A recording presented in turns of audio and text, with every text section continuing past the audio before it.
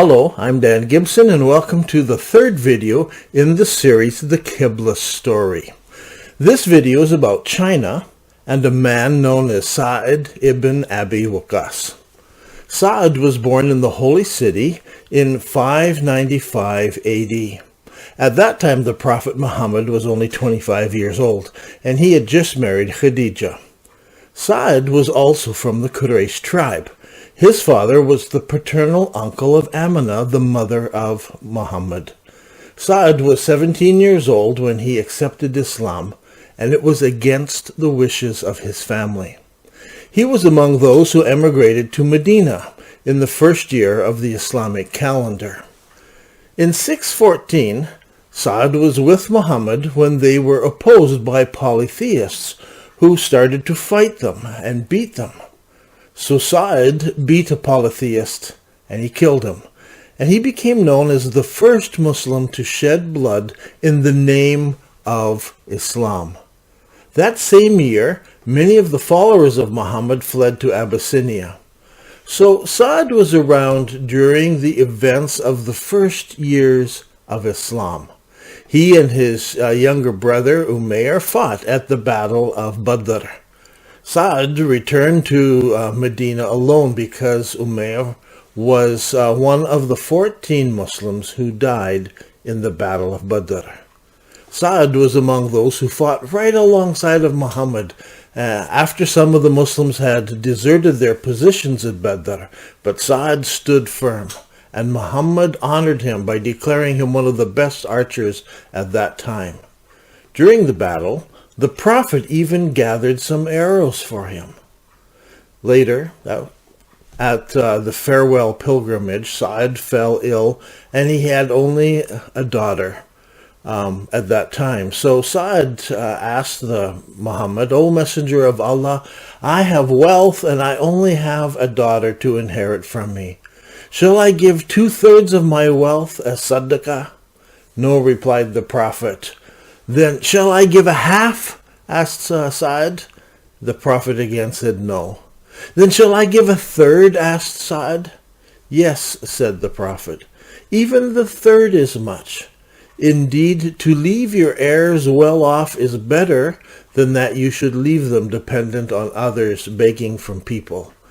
If you spend anything seeking to gain thereby the pleasure of Allah, you will be rewarded for even if it's only a morsel that you place in your wife's mouth." Many sermons have been preached on those verses. So Said is well known to Muslims all around the world. Said Ibn Abi Waqqas was among those who built the city of Kufa in Iraq. And Said fought under Caliph Umar's command against the Sassanid army in several battles, and he was later appointed the governor of Kufa and of Najd. In the end, Caliph Umar dismissed him from his post as governor, but said it was not because he had done any treachery. Later, Said was one of 6 people nominated by Umar, the Caliph, to be the next caliph. Now, this is where the Middle Eastern account of Said ends, and he seems to disappear from view from the history books that we've been reading. And there is a shrine in Medina to honor his death. But there's always been some question whether the shrine there was it a shrine or was it a tomb? The locals say, oh, it's a tomb, he was buried here. But the Chinese claim that that is only a shrine there in Medina, and that the actual tomb of Said lies in China. Now this is where things start to get interesting. Now this summer I received an email from a Chinese historian who is the family historian for his extended tribe, and they have an oral and they've written accounts of what took place in China during the early days of Islam. These Chinese Muslims claim that Said Ibn Abi Waqqas introduced Islam to China in 650 AD during the reign of Emperor Gaozong of Tang. Now, I don't know if I said that right, but I'm not good with Chinese pronunciation. And this is confirmed by several scholars, and there are references on the screen. It's interesting to note that there is a mosque in the Lalman-Herat district of Bangladesh, which is said to have been built by Said himself in 648 on his way to China. It's locally called after his name as the Abu Waqqas Mosque. These two sources talk about the mosque. They're there on your screen as well. I have not found any further information on this mosque, nor have I been able to visit it. It's over 400 kilometers from the ports of Bangladesh, so if Said was actually there, he must have traveled far inland.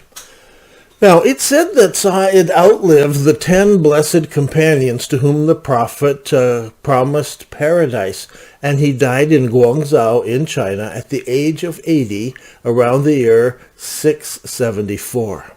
As I said, this summer I exchanged a number of emails with a Chinese family historian. He had a story that had been handed down from generation to generation. It's been repeated in some Chinese mosques and Islamic schools. This story says that Said Ibn Abi Waqqas went to China with a group of people, but they did not return to Arabia, despite Caliph Uthman sending a delegation for them in 651. Asking them to come back, they refused to come back. They claimed that Said took 40 other Muslims with him when he went to China, and these Chinese Muslims call them Muhajadin, or emigrants. This is the same word that is used for those who emigrated from the first Mecca to the city of Medina in year 1 of Islam. But in this case, it is applied to Muslims who emigrated from Medina to China, and Said Ibn Abi Waqqas led them. Now, these 40 emigrants traveled to the city of Guangzhou. They refused to return to Arabia, and so, in time, all of them died in China. And they are enthroned in the Xi'an Mosque in Guangzhou. Xi'an means the Western Peace. Xi means west, and An means peace. Now, Guangzhou at that time was the capital of that region, and was known in the West as Canton.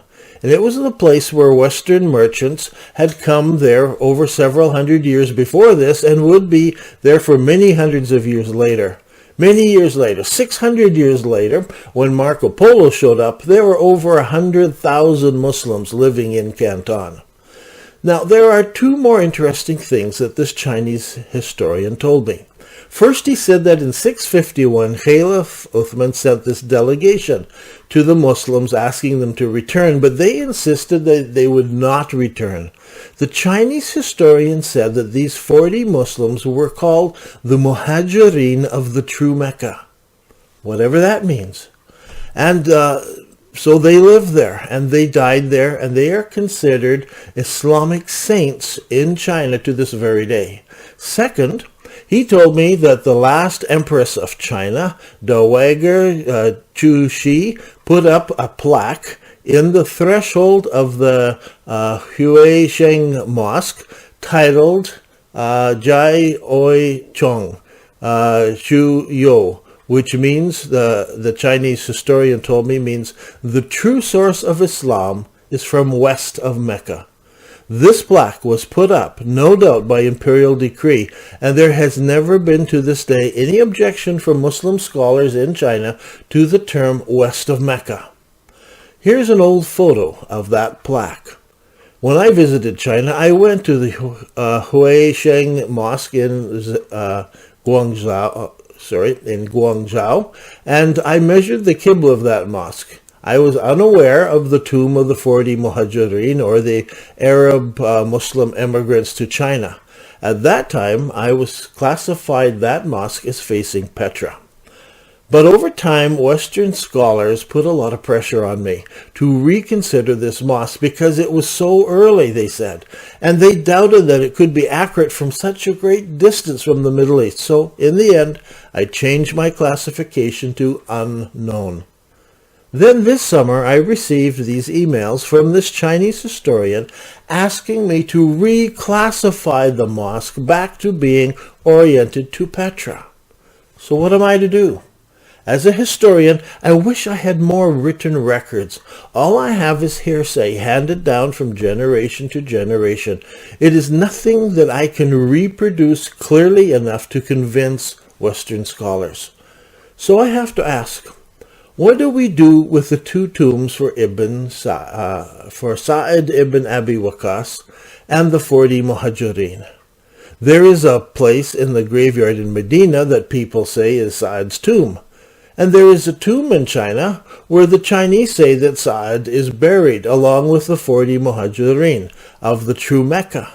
Now, I have no answer. I have no proof on either side, and so I leave it up to you. But it's interesting that all of these ideas were kept alive in China while they had been lost in the West. As I said in the last video, when Khalid al-Qari was appointed as the governor of Mecca in 91 after the Hijrah, or 710 AD, he was very strict and he enforced unpopular views, one of them being that the caliph's interpretation of history and religion is the only correct version. And that did it for the Middle East. The memory of Petra was wiped out. The Mecca in Saudi Arabia became the only official version of Muslims in Arabia. Was the real truth kept alive in China by Chinese Muslim families up to this day? I'm Dan Gibson, and this has been the third video in the series, The Qibla Story.